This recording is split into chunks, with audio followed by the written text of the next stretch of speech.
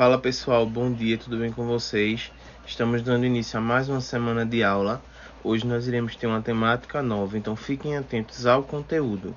Lembrando que, assim que vocês assistirem, deem um joinha e comentem o nome de vocês para que eu possa saber quem de fato está assistindo às aulas para poder colocar na frequência, tá certo? Fiquem atentos, assistam o vídeo até o final e depois voltaremos aqui para mais uma conversa. Então, gente, a gente vai falar hoje sobre o algoritmo.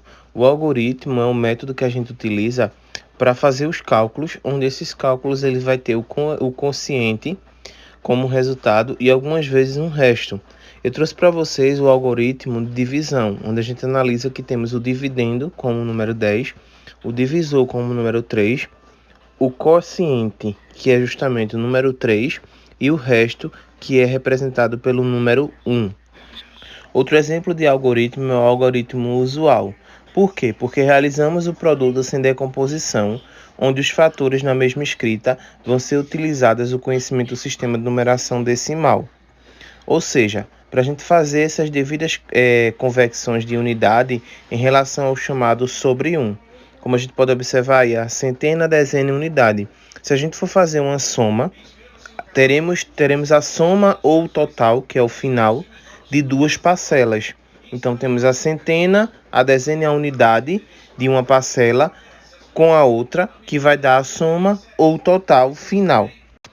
E temos também o algoritmo por estimativa, que tem por uma base uma ideia de dividir e efetuar subtrações que são sucessivas. Ou seja, se eu quero, por exemplo, dividir 180 bolinhas para 12 crianças, eu começo distribuindo 10 bolinhas para cada criança e subtraio do dividendo as 120 bolinhas, ou seja, são necessárias para que tudo isso seja calculado.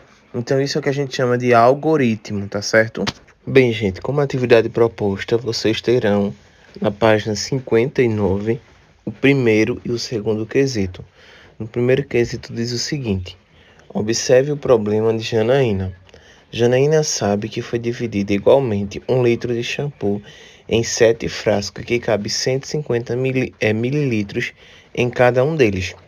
Os frascos ficaram cheios até a borda?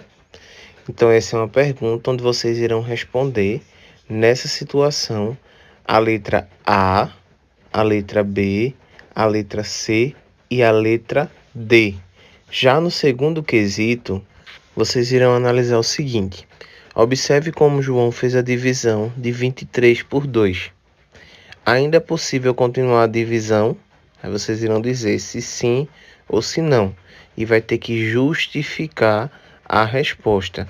E também vocês vão ter que, se a resposta for sim, se tiver como der continuidade, aí vocês terão que também registrar e dar continuidade a essa resolução de João. Lembrando que ambas as duas atividades, tanto o primeiro quesito quanto o segundo quesito, vocês devem registrar no caderno, tá certo, gente? Então, recapitulando, na primeira questão vocês irão responder a letra A, B, C e D.